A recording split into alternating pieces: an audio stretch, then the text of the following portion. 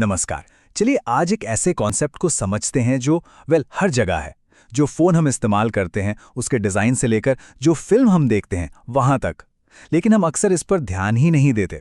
हाँ, बात हो रही है इंटेलेक्चुअल प्रॉपर्टी यानी बौद्धिक संपदा की। तो आइए इसे ज़रा आसान भाषा में समझने की कोशिश करते हैं। तो शुरुआत एक बहुत ही बुनियादी सवाल से करते हैं। क्या किसी आइडिया का मालिक बना जा सकता है? मतलब जैसे कोई अपने घर या गाड़ी का मालिक होता है, क्या ठीक उसी तरह अपने दिमाग में आए किसी ब्रिलियंट आइडिया का भी मालिक हो सकता है? वैसे ये सवाल नया नहीं है, इसकी जड़ें तो काफी पुरानी हैं। सोचिए, साल था 1845, अमेरिका का एक कोर्ट केस। उसमें जस्टिस वुडबरी ने एक बहुत ही सिंपल सी लेकिन बड़ी गहरी बात कही। उन्होंने कहा कि भाई, जिस तरह एक किसान अपनी मेहनत से उगाई फसल का मालिक होता है, ठीक उसी तरह एक इंसान अपने दिमाग की उपज यानी अपने आइडिया का मालिक होता है। और बस यही वो बुनियाद है जिस पर आज इंटेलेक्चुअल प्रॉपर्टी की पूरी इमारत खड़ी हुई है। तो चलिए इस हिस्टोरिकल एनालॉजी से आगे बढ़ते हैं और देखते हैं कि आज के टाइम में इसकी डेफिनेशन क्या है। आखिर ये इंटेलेक्चुअल प्रॉपर्टी, जिसे हम आईपी भी कहते हैं, है क्या चीज़? बिल्कुल सीधे शब्दों में कहें तो आईपी का मतलब है दिमाग से निकली कोई भी ओरिजिनल क्रिएशन। जैसे जेके रॉलिंग की हैरी पॉटर की कहानी, या फिर एप्पल के आईफोन का वो आइकॉनिक डिज़ाइन, या कोई भी गाना जिसकी धुन मन में बस जाती है। ये सब इंटेलेक्चुअल प्रॉपर्टी हैं। और यहाँ सबसे ज़रूरी शब्द है ओरिजिनल, मतलब कुछ नया, कुछ मौलिक। अच्छा, तो मान लेते हैं कि एक ओरिजिनल आइडिया या क्रिएशन तैयार है, लेकिन वो कानूनी तौर पर प्रॉपर्टी कैसे बनता है? बस यहीं पर एंट्री होती है इंटेलेक्चुअल प्रॉपर्टी राइट्स यानी आईपीआर की। आईपीआर को एक तरह का कानूनी कवच समझ सकते हैं।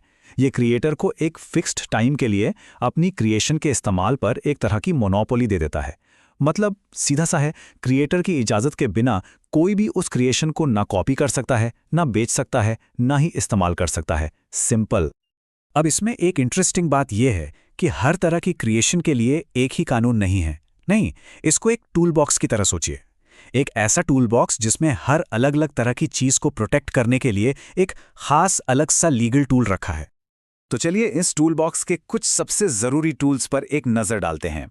सबसे पहले है कॉपीराइट। ये प्रोटेक्ट करता है किताबों, म्यूजिक, सॉफ्टवेयर जैसी आर्टिस्टिक चीज़ों को। फिर है ट्रेडमार्क।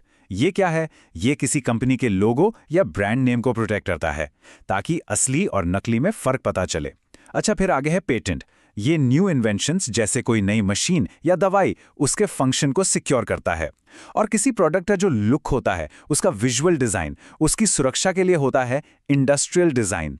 इसका क्लासिक एग्जाम्पल है कोको कोला की बॉटल का यूनिक शेप। और आखिर में है ट्रेड सीक्रेट।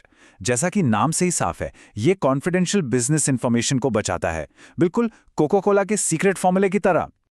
ठीक है, तो ये अलग अलग कानूनी टूल्स तो समझ आ गए, कॉपीराइट, पेटेंट, सब ठीक है। पर असली सवाल तो ये है कि हमें इन राइट्स की ज़रूरत ही क्यों है? समाज को इससे क्या मिलता है? इनका आखिर मकसद क्या है? देखिए, इसके कई बड़े मकसद हैं। सबसे पहले, ये क्रिएटर्स को उनके काम का मालिकाना हक और पहचान दिलाता है। दूसरा, ये इनोवेशन के लिए एक बहुत बड़ा फाइनेंशियल इंसेंटिव है। जरा सोचिए, अगर किसी फार्मा कंपनी को अपनी नई दवाई पर पेटेंट ना मिले, तो क्या वो रिसर्च पर करोड़ों रुपए खर्च करेगी? शायद बिल्कुल नहीं। तो आईपीआर क्या करता है? ये क्रिएटिविटी को बढ़ावा देता है। मार्केट में नए नए प्रोडक्ट्स आते हैं और इससे देश की इकोनॉमी भी ग्रो करती है। सुनने में तो ये सब बहुत अच्छा लगता है ना, लेकिन आज की इस डिजिटल और ग्लोबलाइज्ड दुनिया में इन आइडियाज़ को प्रोटेक्ट करना इतना आसान नहीं है। नए नए इश्यूज सामने आ रहे हैं और मामला एक बैटल ग्राउंड, एक युद्ध क्षेत्र जैसा बन गया है।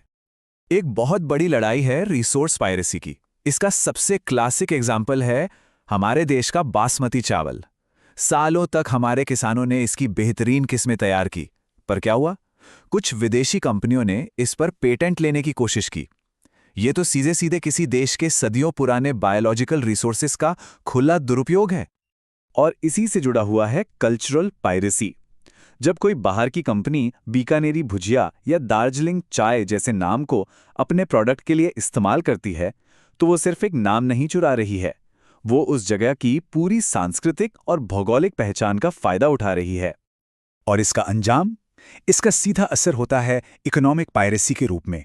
जब ऐसा होता है तो उन छोटे छोटे कारीगरों और किसानों की रोजी रोटी छिन जाती है। जिन्होंने पीढ़ियों से इस विरासत को संभाल कर रखा था। मार्केट पर बड़ी कंपनियों का कब्जा हो जाता है और लोकल इकोनॉमी को बहुत भारी नुकसान पहुंचता है। और फिर आता है इंटरनेट का दौर। हम सबने शायद कभी ना कभी कोई गाना या फिल्म ऑनलाइन डाउनलोड की होगी, लेकिन सोचिए जब यही चोरी एक बहुत बड़े स्केल पर होती है तो ये पूरी की पूरी क्रिएटिव इंडस्ट्री की कमर तोड़ देती है। सच तो यह है कि डिजिटल दुनिया में किसी भी ओरिजिनल काम को कॉपी होने से बचाना आज एक बहुत बहुत बड़ी चुनौती बन गया है। लेकिन क्या लगता है ये आइडियाज की चोरी की बहस कोई नई बात है? बिल्कुल नहीं। ये संघर्ष बहुत पुराना है। जानते हैं भारत में पहला पेटेंट कानून कब लागू हुआ था? साल 1856 में। सोचकर देखिए, आजादी से भी लगभग 90 साल पहले। मतलब ये पूरा मुद्दा आइडियाज की सुरक्षा का 150 साल से भी ज्यादा पुराना है। तो आखिर में ये सारी बातें हमें एक बहुत बड़े और ज़रूरी सवाल पर लाकर खड़ा कर देती हैं। आज की दुनिया में जहां इंफॉर्मेशन शेयर करना, कंटेंट को रीमिक्स करना और एक दूसरे के काम से इंस्पायर होना इतना आम है, वहां किसी आइडिया पर मालिकाना हक की वो लकीर, वो सीमा कहाँ खींची जानी चाहिए? इस सवाल का कोई आसान जवाब तो नहीं है, लेकिन हाँ, इस पर सोचना और इस पर चर्चा करना आज के दौर में बेहद ज़रूरी है।